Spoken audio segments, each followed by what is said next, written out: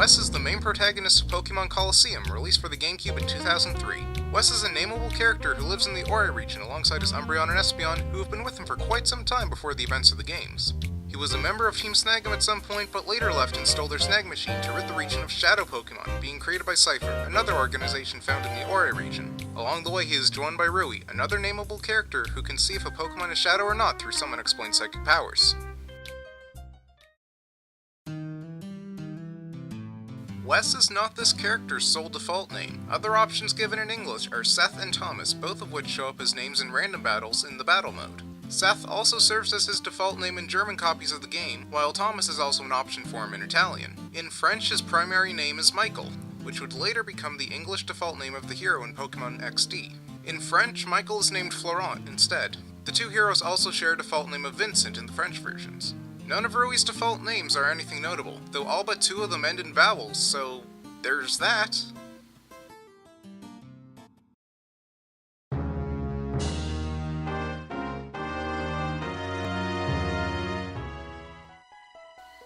Rui had a very minor design change between the Japanese and English versions of the game. In Japan, her outfit is a bit more revealing, with her midriff showing and her skirt being shorter. In international versions, her outfit was changed to cover her up more. An interesting design choice in Wes is that the Snag Machine fits on his left arm, meaning he uses his left hand to capture Pokemon. Michael does the same in Pokemon XD, but when he catches wild Pokemon, he uses his right arm. Whether Michael does this because he is right-handed or because he doesn't need to use the Snag Machine is unknown.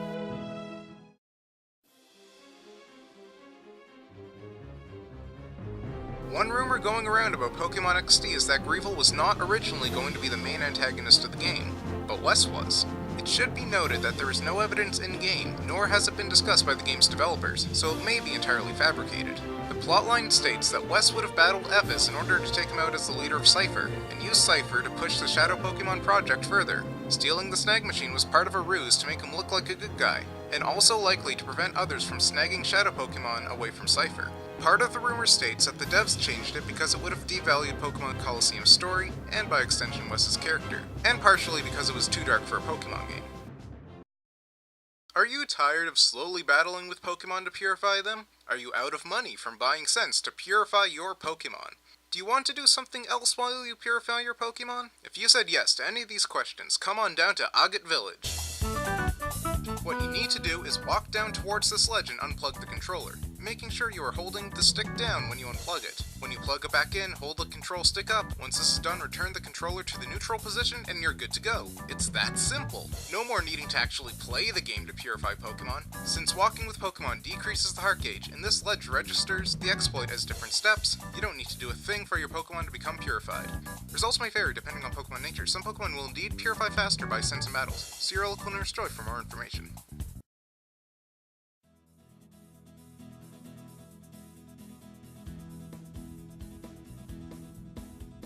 While on his quest to stop the Shadow Pokemon crisis, Wes has relatively few Pokemon to work with. Among the snaggable Pokemon on his main quest, he has 12 flying types to use, one of which is the final Shadow Pokemon.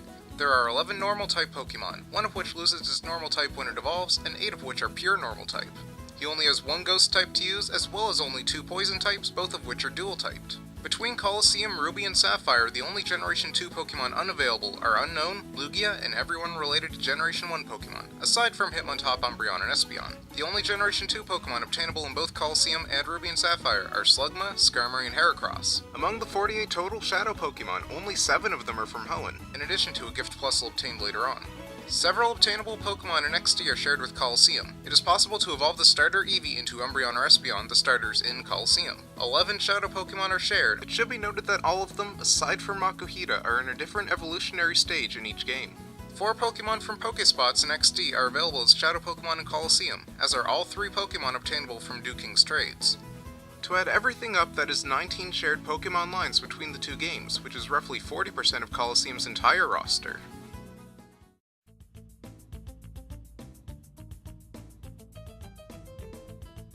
Several Shadow Pokemon were planned to be included in the game, as evidenced by unused emails from Net. These Pokemon are Wobbuffet, Wailmer, Kecleon, Castform, Xatu, Porygon2, Spoink, Psyduck, Baltoy, Teddiursa, Magcargo, and Whiscash. Oddly enough, Magcargo's pre-evolved form Slugma is available in the game, and several of these Pokemon or their relatives would become available in Pokemon XD as Shadow Pokemon. The Shadow Minun would have probably served as a counterpart with Duking's Gift Plusle, with their abilities making each other stronger due to the game being entirely double battles.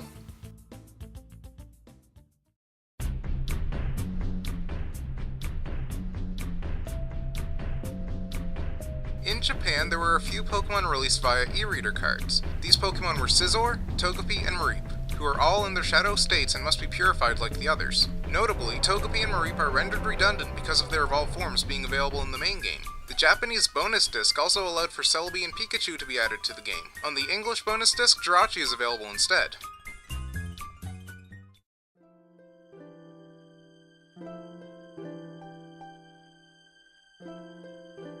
While Shadow Pokemon are the first kinds of Pokemon to have the doors to their hearts shut through artificial means, they are not the first evil Pokemon seen in the franchise. That honor belongs to Dark Pokemon. No, not these Dark Pokemon. I mean these Dark Pokemon. Dark Pokemon, known as bad Pokemon in Japan, where Shadow Pokemon are called Dark Pokemon, so it gets a little bit confusing, are variants of Pokemon introduced to the TCG in the Team Rocket expansion. These are Pokemon that have become corrupt through their trainer's influence. They feature no real differences from their normal counterparts outside of their bad behavior. That is until the Team Rocket Returns expansion, where Dark Pokemon now have Darkness as a secondary type. If the Pokemon was colorless type before, such as Dragonite, they are now only Darkness. Going back in time a bit, the Dark Pokemon have a counterpart, Light Pokemon. The two variants have different borders around the artwork of their cards, reflecting their allegiance. Light Pokemon seem to have higher HP than their Dark counterparts, with Light Dragonair having 20 more hit points than Dark Dragonair, and Light Dragonite having 30 more hit points than Dark Dragonite. It's implied that this is because of the caring nature of the trainer.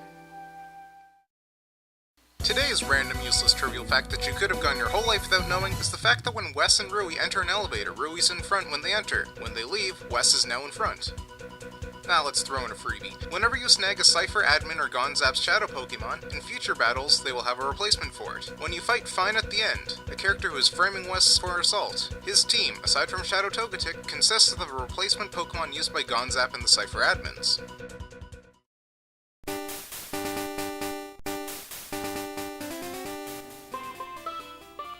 Hello there! And welcome to the world of Pokemon. My name is Oak, and I am a Pokemon researcher. Using the data collected today, I have created yet another Pokedex entry.